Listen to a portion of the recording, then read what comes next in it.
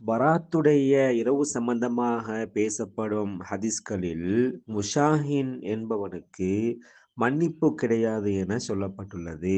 முஷாஹின் என்பவன் யார்? பராத்துடைய இரவு சம்பந்தமாக பேசப்படக்கூடிய ஹதீஸ்களில், அதாவது ஷாபான் மாதம் 15ஆம் இரவு பற்றி பேசக்கூடிய ஹதீஸ்களிலே முஷாஹினுக்கு மன்னிப்பு கிடையாது என்பதாக சொல்லப்படுகின்றது. அபூ மூஸா அல் அஷ்அரி ரலியல்லாஹு அன்ஹு அவர்களை தொட்டும் அறிவிக்கப்படக்கூடிய ஹதீஸில் இடம்பெற்றிருக்கின்றது. அல்லாஹு தஆலா ஷாபான் மாதம் 15வது இரவிலே ரஹ்மத்துடைய பார்வையாக அல்லாஹு தஆலா பார்க்கின்றான். அவன் அனைவரையும் அவன் மன்னிக்கின்றான். ஆனால் இணை வைத்தவனை, முஷ்ரிக்கை அவன் மன்னிக்க மாட்டான். அதே போன்று முஷாஹினை அவன் மன்னிக்க மாட்டான் என்பதாக ஹதீஸ்களில் சொல்லப்பட்டிருக்கின்றது. இந்த ஹதீஸிலே சொல்லப்பட்ட முஷாஹின் என்பது யாரை குறிக்கும் என்பது சம்பந்தமாக அறிஞர்களுக்கு மத்தியிலே 4 விதமான கருத்துக்கள் காணப்படுகின்றது. இந்த 4 கருத்துக்கள்லையும் மிக சரியான கருத்து என்பதையும் நாங்கள் இறுதியிலே சொல்ல இருக்கின்றோம். அதிலே முதலாவது கருத்து தான், இந்த முஷாஹின் என்பவன் சாஹிபுல் பிதா, அதாவது ஒரு பிதஅத்துக்காரன், மார்க்கத்திலே புதிய கொள்கை கோட்பாடுகளை உருவாக்கியவன். இவ்வாறு யாரு மார்க்கத்திலே புதிய கொள்கை கோட்பாடுகளை உருவாக்கியவனாக இருக்கின்றானோ அவனுக்கும் மன்னிப்பு கிடையாது. இந்த கருத்தை இமாம் அவுஸாஇ ரஹிமஹுல்லா அவர்களும் இமாம் அபூ ஹுலைத் ரஹிமஹுல்லா அவர்களும் ரிவாயத் செய்திருக்கின்றார்கள். அவர்களும் கூறியிருக்கின்றார்கள். இவர்கள் சலஃபுகள், அதாவது சிறந்த நூற்றாண்டிலே வாழ்ந்த அறிஞர்களிலே உள்ளவர்கள்.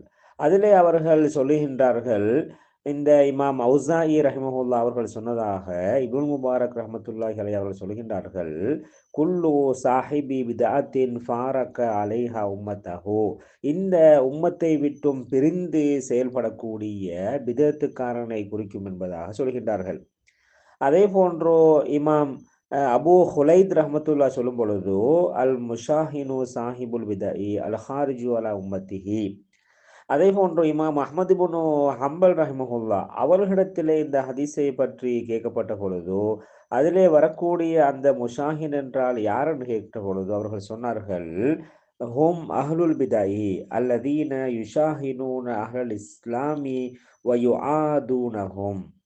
அதாவது முஸ்லிம்களோடு கோபித்து கொண்டு அவர்களை பகைத்து கொண்டு இருக்கக்கூடிய இந்த பிதஅத்துக்காரர்கள், முஸ்லிம்களை விட்டும் முஸ்லிம்களுக்கு எதிராக செயல்படக்கூடியவர்கள். அதாவது நபிகள் நாயகம் ஸல்லல்லாஹு அலைஹி வஸல்லம் காலத்துக்கு பிறகு இந்த சஹாபாக்களுடைய காலத்திலிருந்து பல வழிகட்ட சிந்தனை பிரிவுகள் தோன்றியிருந்தன. இந்த கதரியாக்கள், ஹவாரிஜிகள், இவ்வாறான சிந்தனை பிரிவுகள் தோன்றியிருக்கின்றன. இவ்வாறான சிந்தனை பிரிவுகளை சார்ந்தவர்கள் பெரும்பான்மையான முஸ்லிம்களுக்கு எதிராக செயல்பட்டார்கள்.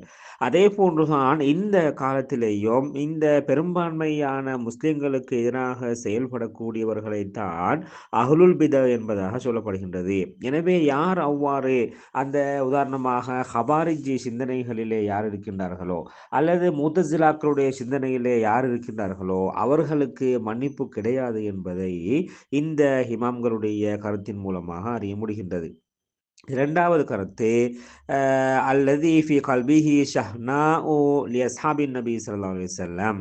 யார் சஹாபாக்கள் மீது கோபம் கொண்டவர்களாக, சஹாபாக்களை மதிக்காமல் சஹாபாக்கள் மீது கோபம் கொண்டவர்களாக யார் இருக்கின்றார்களோ அவர்களுக்குத்தான் முஷாஹின் என்று சொல்லப்படும் என்பதாக ஒரு கருத்து சொல்லப்பட்டிருக்கின்றது. இந்த கருத்தை இமாம் அவுஸாஇ ரஹிமஹுல்லா அவர்களை தொட்டும் கூறப்பட்டிருக்கின்றது.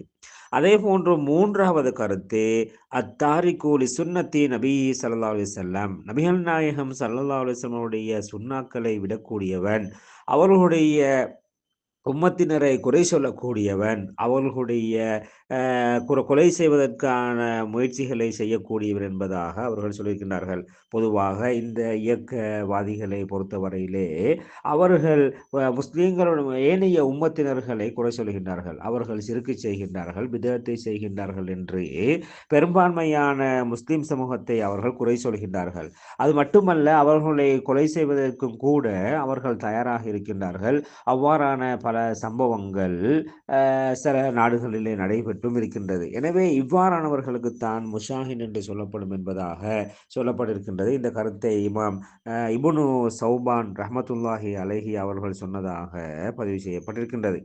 எனவே இவ்வாறு 3 கருத்துக்கள் இருக்கின்றது. இதிலே 4வது கருத்து தான் பெரும்பான்மையான அறிஞர்களுடைய கருத்தாக இருக்கின்றது. அதைத்தான் நாங்கள் விளக்கமாக சொல்ல வேண்டும்.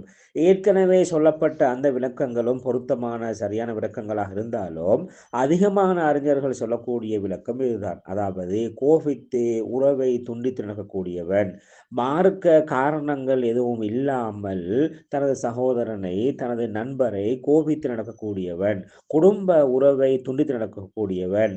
இவ்வாறு யாரு குடும்ப உறவுகளை துண்டித்து சகோதரர்களோடு பேசாமல் கதைக்காமல் இருக்கின்றார்களோ அவருக்குத்தான் முஷாஹின் என்று சொல்லப்படும் என்பதாக சொல்கின்றார்கள். இந்த கருத்தை தான் அதிகமான அறிஞர்களுடைய கருத்தாக இருக்கின்றது. எனவே அந்த கருத்தை தான் நாங்கள் மக்களுக்கு விளக்கம் சொல்லும் போது எடுத்தாலும் ஏற்கனவே சொல்லப்பட்ட அந்த கருத்துக்களும் முக்கியமான இந்த எமது இஸ்லாமிய சமூகத்திலே சலஃபுகளிலே, அதாவது சிறந்த 3 நூற்றாண்டுகளிலே வாழ்ந்த அந்த இமாம்கள் மூலமாக சொல்லப்பட்ட கருத்துக்களாகவும் இருக்கின்றது.